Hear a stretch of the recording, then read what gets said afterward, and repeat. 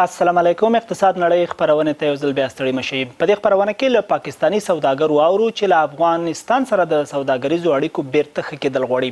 د افغانستان پر اقتصادي ودې د اسیا پراختیایي بانک د ریپورټ کتنه هم درته لرو. که د خپرونې تر پایه سره پاتې شئ نو ډېر سیمه ییز او نړیوال اقتصادي خبرونه هم راسره شته چې حتماً به مو خوښ شي. خو پیل په افغانستان کې د شاتو پر تولید کوو.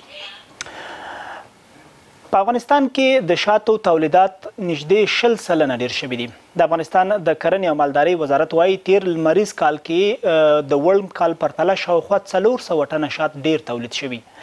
د افغانستان شات د عربو په ګډون ګڼو هیوادونو ته وړل کیږي. د مچیو ساتنه او پالنه په افغانستان او پاکستان کې تر ډیره نارینه کوي، خو د افغانستان په شمال بلخ ولایت کې یوې نجلۍ د مچیو کوچنی فارم جوړ کړی چې پالنه او روزنه یې خپله کوي. فرزانه وایي ګټوټه یې ورځ تر بلې په ښه کېدو ده. راځئ نور حال د آریا احمدزی په دې ریپورټ کې وګورو. د مچیو ډلې ځالو کې ځان ته ځای جوړوي. دا مچۍ د بلخ ولایت د مارمول ولسوالۍ له ګلانو تغذیه کوي. فروزان له خپلې کورنۍ سره مچۍ پالي. هغه اوس د شاتو 12 صندوقونه لري. خپل کار سره هم بلد ښکاري. اقتصاد ما هم خوب تر زندگی ما اقتصاد مو اوس ښه شوی، ژوند مو هم ښه شوی دی. پخوانۍ ستونزې مو حل شوي. کورنۍ مې اوس راباندې فخر کوي.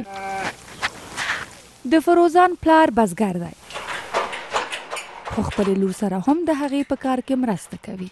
د پیرودونکو خولې ته د خوند په موخه ترلاسه شوي شات مزار ښار ته وړي.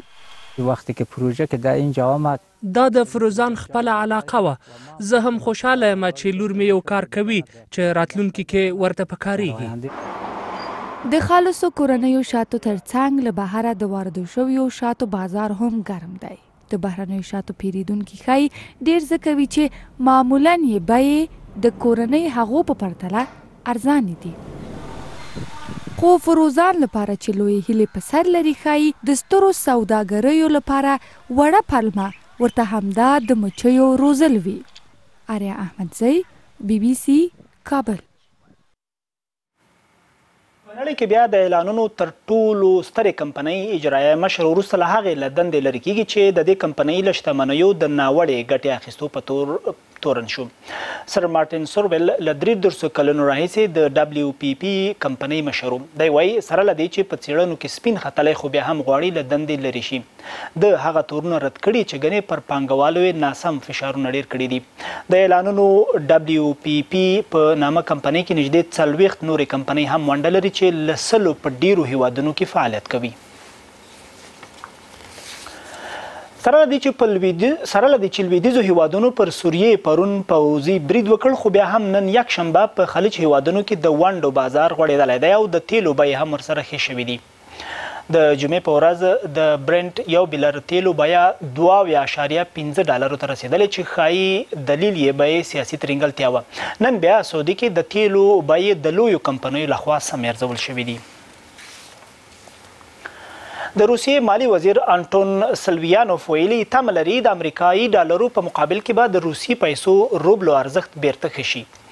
دی خپل اټکل د تیلو د بیو پر اساس کوي. تېره اونۍ د روبلو ارزښت د امریکایي ډالرو په مقابل کې 7 سلنه رالوېدلی چې ښایي دلیل یې پر روسیې د امریکا نوي بندیزونه وي. د جمعې په ورځ یو امریکایي ډالر په 2.50 روبلو بدلېده چې له 2014 کال راهیسې یې ښه ارزښت بلل کیږي. سوداګر او د بریتانیا هغه مشران چې له اروپایي ټولنې د بریتانیا د وتو مخالف دي نن یې داسې کمپاین پیل کړی چې له اروپایي ټولنې د بیلیدو پر وروستۍ طرحه ټولپوښتنه یا ریفرنډم غواړي. د بریتانیا 4 مهمو سیاسي ګوندونو هم د خلکو رایه په نوم د دې کمپاین ملاتړ کړی. ټاکل شوی له دې کمپاین سره به هغه نور پانګوال هم یوځای شي چې غواړي اروپایي ټولنې نه د بریتانیا د وتو پر وروستۍ پریکړې خپل نظر ورکړي. او د اسیا پراختیایي بانک وایي تر راتلونکو 2 کلونو بعد افغانستان اقتصادي وده پر خپل حال پاتې وي. دغه بانک خپل تازه ریپورت کې ویلي امنیتي اقتصادي او سیاسي لاملونو ته په کتو به په 2013 او 19 کلونو کې د افغانستان په اقتصادي وده کې ډیروالی رانشي. د دې بانک په وینا په دغه موده کې به د افغانستان اقتصادي وده لکه د تیر په څیر 2.5 سلنه پاتې شي. د اسیا بانک په راپور کې راغلي له تیرو 2 کلونو پورې د افغانستان اقتصادي وده له 2.4 څخه 2.5 ته لوړه شوې چې دا په خپله کمه اقتصادي وده ده. نو بیرته ورګرځو بیا هم د کابل او اسلام آباد ترمنځ اړیکو ته. د کابل او اسلام آباد د اړیکو له ترینګلتیا وروسته په پاکستان کې سوداګر وایي افغانستان ته یې د صادراتو کچه په کمساري ډول اوس رالوېدلې. د دواړو هیوادونو ترمنځ سوداګریزه راکړه ورکړه له 2.5 میلیارډ ډالرو اوس یوازې 500 میلیونو ډالرو ته راټیټه شوې. د پاکستان د سوداګرۍ خونې مشر غضنفر بلاور ویل افغانستان سره د پاکستان د سوداګرۍ ځای اوس نورو هیوادونو نیولی دی. په کراچۍ کې ځایي خبریال عرفان خټک له ښاغلي بلاور نه د سوداګریزې راکړې ورکړې د کمیدو نور لاملونه پوښتلي. پاک افغان تجارت چې کم شوی دی نو د هغې ډېرې وجوهات دي او تاسو خو کم شوی دی. زه خو بالکل د نش برابر شو اوس بالکل چې پاکستان تجارت افغانستان سره ډېر ښه او اوس ډېر زیات خراب شو او دا پکار دی.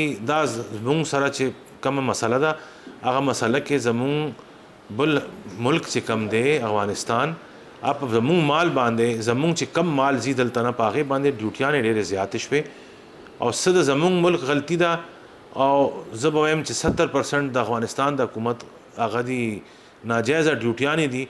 دې لپاره زموږ پاک افغانستان تجارت چې دی ډېر زیات خراب شو. د تجارت کمیدو زیات تاوان چا ته اوړېدلی؟ پاکستان ته که نه افغانستان ته؟ مونږ ته ډېر زیات تاوان رسېدلی دې لپاره دی چې زموږ تجارت کم شو. افغانستان چې کم دی افغانستان ته خو تجارت کیږي لګیا دی، بهر ملکونو نه راځي او ایران طرف نه ډېر زیات سمګلینګ کیږي لګیا دی او په هغې باندې ډېر ټول مال چې کم دی هلته رسي هغه په ایران په تھرو را روان دی. نو مونږ ته خپل ملک باندې پابندي خو زه نه وایم پابندي زموږ ملک ته پکار دي چې افغانیانو سره کینی او دا مسایل د حل کی چې زموږ ایکسپورټ اخوانه زیات شي. د دواړو خواو تجارت د سمیدو څه امیدونه شته؟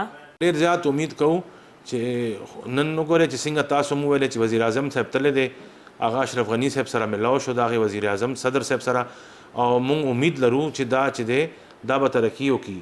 حکومت سره خبره وکړو او د حکومت طرف نه یو ډیلیګیشن جوړ کړو هغه کې کاروباري خلک همي او ورسره د حکومت خلک همي چې لاړ شو هغه ملک سره افغانستان سره خبره وکړو چې زموږ تر ایکسپورټ د کولاو شي په هیڅ طریقه باندې چې په کم رنګ هم کولاویږي کولاو د شیروره زموږ پښتانه ډېر زیات وال خوري لګیا دي او موږ نور وال لپاره پښتانه نه پرېښودلو. د پاکستان د سوداګرۍ خونې له مشر غضنفر بلاور سره په کراچۍ کې ځایي خبریال عرفان خټک مرکه کړې وه. نو له همدې سره زه د اقتصاد خپرونې نړۍ راټولوم. نو ور ورکم ثنا جانت. ډېره مننه حافظ جانه. نو د خپرونې د پای شیبې مو د ورځو یو ساینسي مطلب درته راخلو. ساینسپوهان وایي هغه جینونه یې موندلي دي چې په انسانانو کې د زړه هغه ناروغي پیدا کوي چې بیا یې درملنه یوازې د زړه یا پښتورګو په پیوندولو کېږي. دغه ناروغي پولمري هایپرټنشن نومیږي. د ناروغۍ په لومړیو 5 کلونو کې نږدې 50% کسان وژني. تر اوسه څوک نه پوهېدل چې د حالت له څه پیدا کېده، خو اوس ساینسپوهان وایي داسې 15 جینونه یې موندلي دي چې د دې ناروغۍ سبب کېږي. نو خبرونه مو همدلته پای ته رسیږي، خو که مو پوره نه وي لیدلې او یا یې غواړئ بیا یې وګورئ په خپل وخت کې کولی شئ، ځکه د 4 ساعتونو لپاره په ویبپاڼه باندې پرته وي BBC پښتو.com ته که لاړ شئ هلته زموږ دغه خپرونه او ډېر نور په زړه پورې مطالب کورني بهرني او د ورځني ژوند په اړه ډېر داسې نور څه پکې شته چې خامخا به مو خوښ شي. نو خپرونه مو همدومره وه. تر سبا ماښام 6:30 بجو هر چی شئ ارام خوشحاله او خوندي اوسئ.